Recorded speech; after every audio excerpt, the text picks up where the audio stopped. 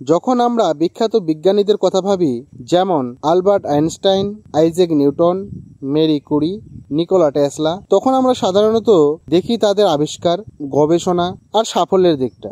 আজকের ভিডিওতে আমরা জানব বিখ্যাত বিজ্ঞানীদের মানসিক গঠন কেমন ছিল, তাদের মনোজগৎ কিভাবে কাজ করত এবং কিভাবে তাদের মনোভাব, অভ্যাস ও মানসিক শক্তি তাদের মহৎ আবিষ্কারের পথে নিয়ে গিয়েছিল।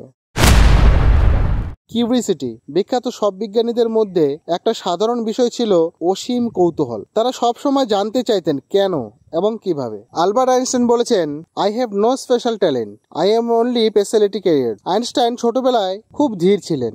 শিক্ষকরা ভাবতেন তিনি কিছুই বুঝতে পারেন না, কিন্তু তার কৌতূহল তাকে এমন জায়গায় নিয়ে যায় যেখানে সময় ও স্থানের ধারণাই বদলে যায়। একাকিত্বের প্রতি আকর্ষণ। অনেক বিজ্ঞানী একাকিত্ব পছন্দ করতেন। তারা সামাজিক জীবন থেকে কিছুটা দূরে থাকতেন, যাতে নিজের চিন্তা বিশ্লেষণের জন্য সময় পান। আইজ্যাক নিউটন প্লেগের সময় পুরো 1 বছর ঘরে বসে কাটিয়েছিলেন, আর সেই সময় তিনি আবিষ্কার করেন ক্যালকুলাস ও মহাকর্ষের সূত্র। নাম্বার 10, ব্যর্থতা মেনে নেওয়ার মানসিকতা।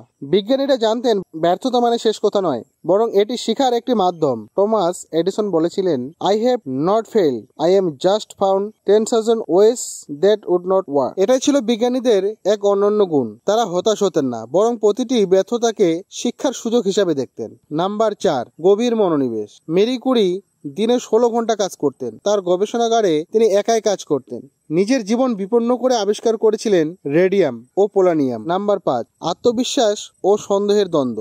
অনেক সময় বিজ্ঞানীরা নিজেদের কাজ নিয়ে সন্দেহে থাকতেন, কিন্তু তাদের ছিল এক গভীর আত্মবিশ্বাস যে তাদের অনুসন্ধান সঠিক পথে এগোচ্ছে। নিকোলা টেসলা ছিলেন স্বপ্নবিলাসী, মাঝে মাঝে অবাস্তব চিন্তাও করতেন, কিন্তু তার আত্মবিশ্বাস তাকে পৃথিবীর অন্যতম প্রতিভাবান উদ্ভব হিসাবে পরিণত করেছিলেন। নাম্বার 6, নিয়মিত অভ্যাস ও ডেডিকেশন। চার্লস ডারউইন প্রতিদিন নির্দিষ্ট সময়ে উঠে গবেষণা করতেন, সময় মতো হাঁটতেন এবং নির্দিষ্ট সময়ে বিশ্রাম নিতেন। এই শৃঙ্খলায় তাকে দীর্ঘমেয়াদী চিন্তা করতে সাহায্য করেছিলেন।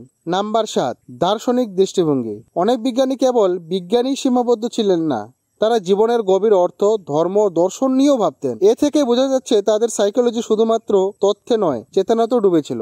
নাম্বার 8, মনের রোগ ও সংগ্রাম।